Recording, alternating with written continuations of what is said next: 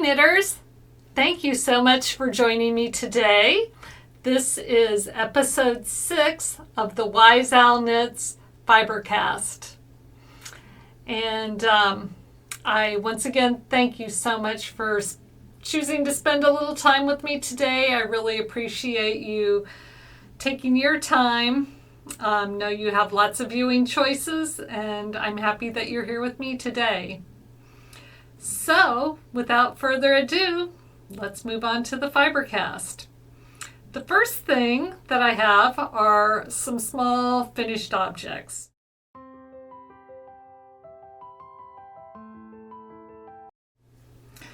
So I have been working on an Afghan, which is made of squares, for Alex, who's the daughter-in-law of my friend Cindy, and finished this cable square this past week.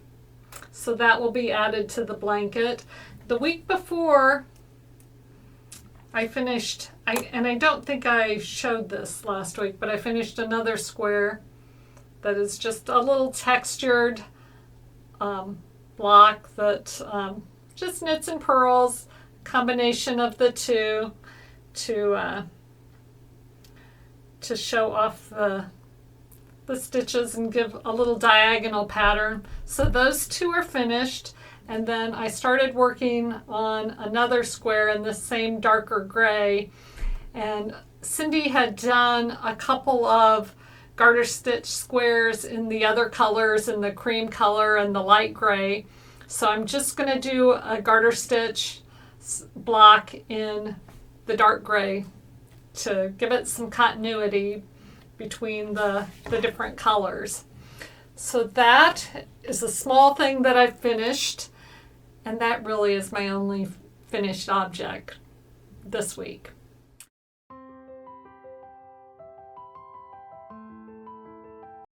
What I'm wearing is the dusty cardigan. Oops, put it the wrong way.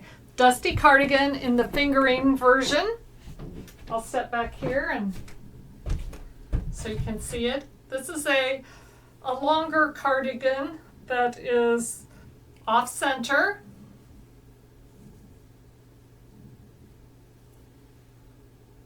I'm going to have really getting used to these cameras because everything is the opposite, and I have a hard time dealing with that. I need to figure out how I can make it look the opposite way on the screen.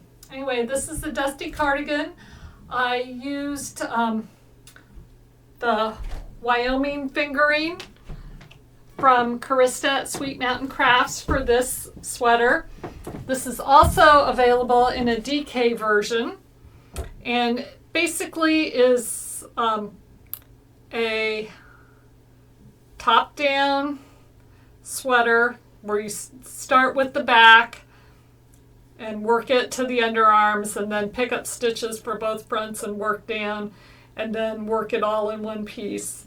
The sleeves then are added at the end, and they're worked from the body down to the wrist. Nice lightweight cardigan, great for spring, and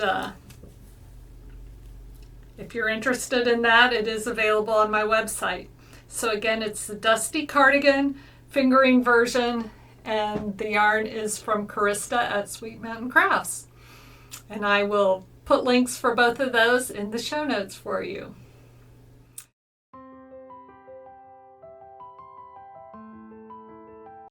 Okay, on to what I'm working on and a current design.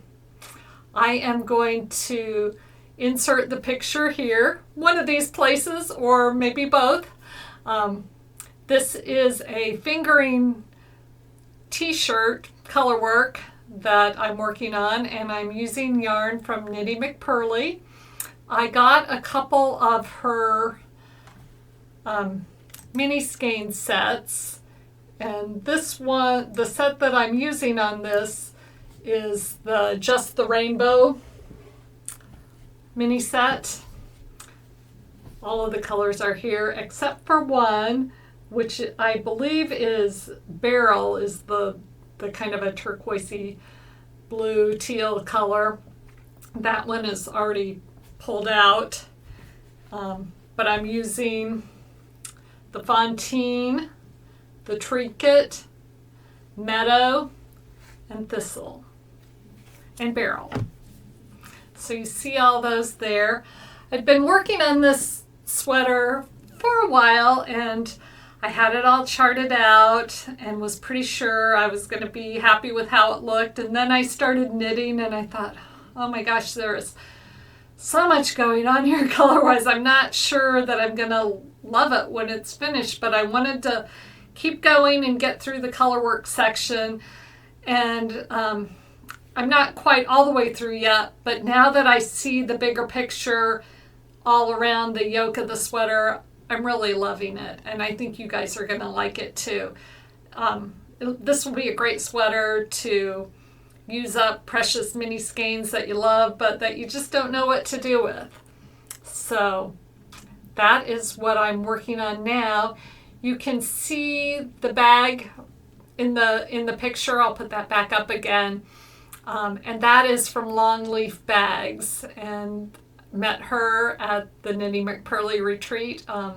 Lovely bag, and I will link that in the show notes for you too. The other designs that I'm working on are my, pointed the right way, Trinitrio sweater, colorwork sweater, and that's in testing. Should be done with testing by the middle of June. My testers are so quick. There's several of them that are really far along on that already. And so I've really been enjoying seeing their pictures. So far, nobody's really had any issues with the pattern. So I think that will be ready to go fairly quickly. So the Trinitria sweater, the Solomon's poncho, is also in the works right now, and I'm pattern writing on that as we speak. Not quite as we speak, but got it up on my computer, and I do a little bit at a time. It's all charted out, but I'm writing out the charts, and that is not my favorite part, and something that I can only do in small chunks because my eyes start crossing, and I mess things up if I try and go too quickly on that. So a little bit at a time, I'm working on the pattern writing for the Solomon poncho, and hopefully we can get into tech editing and then testing in that pretty quickly. The other thing that you see behind me, there we go, is the Stars and Stripes shawl. And that's a pattern that came out a few years ago, and just a really fun patriotic shawl. So if you're looking for something to do over Memorial Day or over Independence Day, the Stars and Stripes shawl might be for you. I did that with some yarn from Cedar Hill Farms, and don't believe she is currently selling, though she may come back in the future. But if you've got this is sport weight yarn, if you've got other fingering or sport weight yarn in patriotic colors, if you do it in fingering, it'll come out a little bit smaller, but you can add more stripes if you decide you wanted to do that. And like any triangular shawl, if you want to do it in a larger yarn, you can do that too. You'll just have to do some adapting as you go. So the Stars and Stripes shawl is there.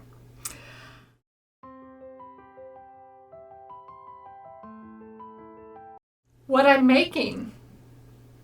Right now, I'm just working on my colorwork t-shirt as far as knitting, but I do have my little owl that I showed you last time. I think I'm going to put it on a t-shirt just as practice. So my cute little owl. I just really like him. I know I'm going to have to put some kind of backing or stabilizer. So I've been doing a little bit of reading about how to do live edge applique and putting it on a stretchy fabric like a t-shirt adds a little something, another step that I'm going to have to do before I applique it. So I'm hoping to have some rainy days in the next week or so that I can not feel like I should be outside and get working on that.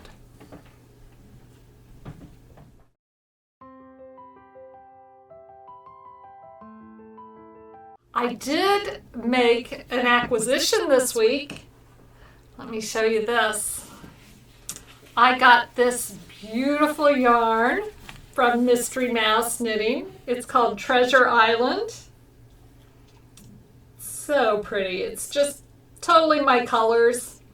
And I'm not sure what it's going to become. I have 4 of them. It's fingering weight. It could be like the hugest shawl, or it may end up being a t-shirt. I'm kind of liking the knitted t-shirts. They're working out really great for me in the summertime.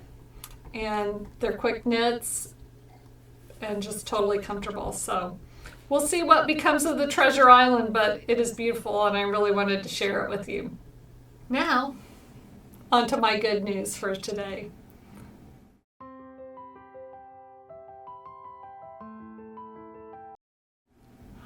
I always listen to Mike Rowe. That's one of my favorite podcasts, and I just find him really practical, and there's somebody in my driveway, you can hear the little bell. I always find him really interesting. I think he has some great guests, and he sells me a lot of books, quite honestly, because a lot of times he'll have people on that have written a book, and then I go out and buy it and consume it. So Mike does a good job at that, selling books. Anyway, he had a guy on last week. His name is Mike Easter. And Mike used to write for Men's Health. He is a professor at UNLV. And he's done a lot of good stuff, both about sports and the mechanics of physical movement, and also a lot on mental health that is aided with exercise and learning how to do things in a way that is more, I think, thoughtful, and taking the time to turn off your devices, get away from the world that we're all living in now. We're also connected and have screens on all the time, and just are never give ourselves the chance to be bored, and never give ourselves the chance to be with our own thoughts and to just be in silence. But the part that I really liked, well, there are a lot of parts that I really liked. One of his tenets is that we just have become too comfortable. And in fact, his book is called The Comfort Crisis. And it talks about how we have built lives for ourselves that have become more and more comfortable over the years. And while that comfort is great and we all enjoy it, it causes us some problems too. From as basic of things as we used to have chairs that didn't have backs on them. We had stools. We sat on the ground. We squatted down and relaxed that way, which now not many of us can squat all the way to the ground and feel comfortable that way. A lot of us can't sit on the floor and cross our legs and feel comfortable because we don't do those things on a regular basis. And those types of activities, though they seem really basic and maybe not that hard, made us sit up straight and strengthened our cores and they were doing it over and over all the time, so they had a lot more core strength and back strength than we do today. We've made ourselves so comfortable that we've caused ourselves a lot of back problems and knee problems, joints, just all the things that we do today that are comfortable are great, but they're in some ways hurting us too. So he talks about doing little things to not necessarily make yourself uncomfortable, but little things that we can do nowadays to make ourselves a little bit stronger. Like taking the stairs all the time rather than taking an escalator or an elevator. When you're at the airport, walking down the hallway or walking down to your gate and not taking the moving sidewalks. The funniest thing was he was talking about how back in the day before we had indoor plumbing, people had to go outside to go to the bathroom, and they had to learn how to squat and hold a squat and not get their clothes dirty while they were squatting, holding themselves there for a long time, which seems really funny, but you know, they do that several times a day and their legs were pretty strong and ours are not that strong. Think about yourself when you have to go to a portalette and hold yourself up. It's not all that easy. So try and do little things like that. Not that you have to squat over your toilet, but park a little bit further away when you go to the store. Saves your car doors from getting dented and you get a few extra steps. Do exercises while you're waiting for your computer to load, which we're waiting all the time. I mean, I am. I feel like I have pretty good internet and computer speed, but it's not always what I want it to be. And a lot of times I have time where I could do a few squats while I'm waiting. So my good news for today is we have lots of opportunities to just do small things to make ourselves a little bit stronger, and we should take advantage of that downtime and do a little bit of exercise, and also take some time to turn off your devices and just have some peace and quiet time too. It's a good thing. Thank you so much for watching today. I really appreciate you being here with me. Hopefully I get lots of productive time this week and get lots of things done. We have a holiday weekend coming up. The Indy 500 is on Sunday. It's on Peacock or NBC, so make sure you watch it unless you live in Indianapolis and they black it out for us. The other thing I wanted to say is if you are in Indianapolis and you're interested in knit night, I have a knit night every Tuesday at my house. It is lessons, but kind of a social knitting time. It's 2 hours from 5:30 to 7:30 every Tuesday. If you come, there is a charge to attend. It's $10 a week, and every 5th week is free. But you get any of my patterns that you want to knit if you come to knit night. So if you're interested, message me and I will add you to my list of people. Thank you so much. See you next time. Happy knitting. Bye.